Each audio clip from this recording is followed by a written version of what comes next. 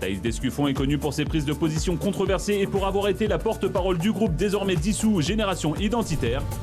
Et aujourd'hui, si la jeune femme fait de nouveau parler d'elle, c'est pour ce message posté sur Twitter. Le divorce d'un couple avec enfant devrait être rendu très difficile d'accès avant la majorité de leur progéniture, sauf faute grave commise par l'un ou l'autre partie. Dans ce post, elle tacle les parents et affirme que les couples devraient s'efforcer de faire durer leur relation pour le bien-être de leur enfant. Une proposition vue plus de 200 000 fois sur la plateforme et qui a été vivement critiquée par les internautes. Purée, il n'y a rien qui va dans ce tweet. Alors interdire le divorce avant la majorité des enfants, y êtes-vous favorable ?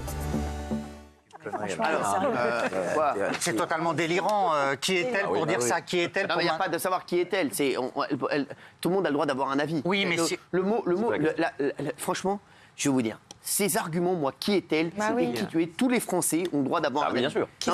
C'est quoi? Non, mais qui sommes-nous? Non, mais tout le monde a le droit d'un avis. T'es qui, toi, alors, par rapport à elle? Mais moi, je donne pas un avis sur le divorce des gens. Mais alors, mais tu donnes ton avis sur tout. Pendant des années. Non, mais sans déconner. C'est vrai. Non, mais il faut se mettre là. Ça fait des années qu'il nous gonfle les glaouis. Il vient nous dire qu'il donne pas son avis. Et toujours des avis en plus. Non, mais attends. Moi, je déteste cet argument. T'es qui pour donner ton avis? Pour moi, tous les Français ont le droit de donner leur avis. Les réseaux sociaux, c'est intéressant pour ça, en vrai, parce que tu peux donner ton avis. Donc toi, elle est qui? Bah toi, t'es qui pour nous casser les glaouis? Qui est-elle pour parler de fautes graves commises dans un divorce? Non, mais c'est du délire. Il n'y a pas de qui est-elle où t'as des vrais arguments. On retombe 200 ans en arrière, c'est totalement rétrograde, Cyril. C'est impossible de diriger la politique de la famille comme ça. Géraldine. Non, mais c'est vrai que c'est complètement rétrograde et moi, en tant que femme, bah voyez, elle dit comme moi. Non, pas du tout. Est-ce que tu comprends le truc qui est-elle pour dire ça? Non, elle a le droit de s'exprimer en tant qu'en plus jeune femme aujourd'hui française, donc plutôt beaucoup plus jeune que moi, donc peut-être beaucoup plus concernée par le fait que voilà, elle va peut-être construire une famille, elle va peut-être se marier, elle aura peut-être des enfants. Mais Daniel aussi, elle disait ça. Mais malheureusement, moi, que fait-elle des familles dysfonctionnelles? Que fait-elle des violences conjugales? Que fait-elle des hommes? Non, mais alors, que fait-elle des hommes et des femmes qui ne s'aiment plus? C'est-à-dire qu'il faut toujours penser que pour un enfant, c'est mieux de grandir avec une famille où un papa et un maman, un papa et une maman s'aiment encore, et s'ils doivent plus s'aimer, il vaut mieux se séparer, il vaut mieux divorcer. Oui, ça pour Patoche. Non, mais moi j'ai divorcé avec un enfant qui était petit, qui avait à peine 6 ans. Désolée, et quand je vois la santé mentale des enfants supérieure aux sentiments égoïstes et changeants des parents, mais moi je veux bien connaître la santé mentale d'un enfant à 18 ans, quand il arrive à 18 ans, en ayant passé 18 ans de sa vie avec des parents qui se mettent sur la gueule, qui s'engueulent, qui sont pas heureux et qui sont malheureux. Non, mais je suis d'accord avec Valérie. Moi, j'ai fait comme toi. En fait, j'ai fait un enfant et j'ai divorcé. Il avait 2 ans, donc c'est un peu regrettable. C'est vrai, mais je comprends ce qu'elle dit. En fait, je pense qu'elle le dit mal. Je pense que ce qu'elle veut dire, c'est que c'est trop facile aujourd'hui de divorcer. Et peut-être que si. Alors évidemment, c'est mal foutu. On n'a pas envie. C'est très dur de divorcer. C'est très dur de divorcer. Moi, je divorçais comme ça. C'est parce que. Non, mais tu vois.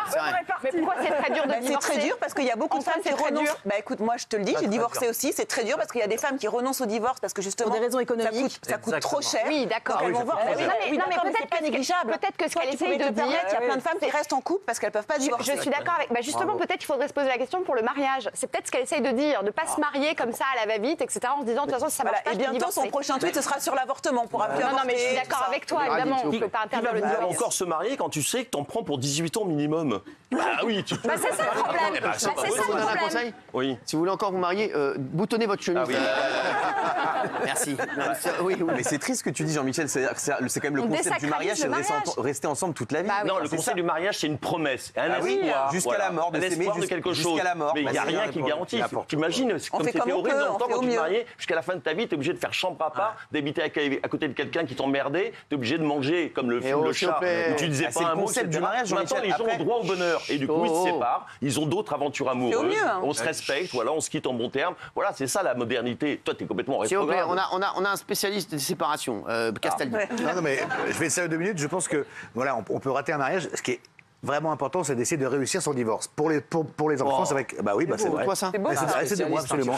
C'est vrai que la première fois que j'ai divorcé, la première fois, j'ai pensé évidemment à Julien, j'ai pensé évidemment à Simon, et en fait, je pense que c'est un choix égoïste, ça c'est vrai par rapport aux enfants, mais il vaut mieux qu'ils voient des parents qui s'entendent bien, heureux avec des parents séparés, que de voir des parents qui s'insultent, et c'est terrible. Alors après, la deuxième fois, c'était pour d'autres raisons, mais honnêtement, je trouve ça... Et la troisième, la quatrième, la cinquième? La prof de maths. Et la prof de maths, et surtout, surtout juste la faute grave, elle fait référence en fait à la non pas aux violences. La faute grave, c'est toi qui l'as fait. Non, elle fait référence en fait à la tromperie. À l'adultère. À l'adultère, c'était un motif. Parce qu'avant, il y avait des huissiers qui arrivaient chez vous à 6h du matin, qui frappaient à la porte, ah, je vous ai vu. Donc c'était terrible. En fait, toi, tu as eu des huissiers toute ta vie. Avant, c'était pas pour l'adultère, maintenant c'est pour l'oseille. Non, je n'ai jamais eu de constat d'huissier. Dès qu'on sonne chez lui, il croit que c'est un huissier. Ah, c'est vrai. Il n'y a jamais un livreur qui vient. Non, mais les huissiers, vous savez, Cyril, c'était pas du tout « Ah, je vous ai vu », parce qu'en général, l'amant avait le temps de se barrer avant que le huissier arrive. Mais c'était ce qu'on appelait le test de la main chaude. C'est-à-dire qu'on arrivait dans le lit, il y avait la personne qui était seule, et on touchait le drap à côté, voir si le drap était chaud. Et ça veut dire que quelqu'un avait dormi là. Et du coup, c'était un huissier qui vient toucher mon drap. Ah bah, le temps qu'il trouve votre chambre, le lit, il attend.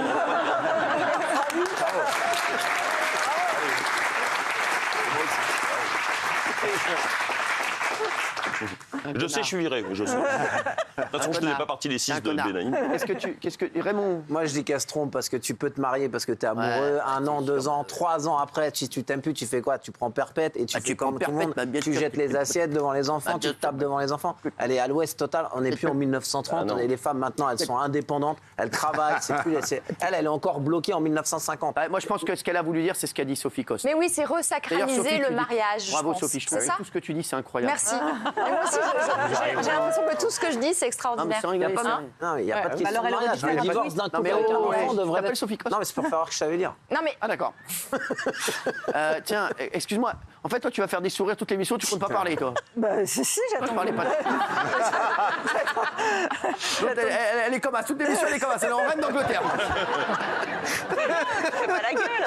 Son avis, elle est comme ça. Elle est en reine d'Angleterre.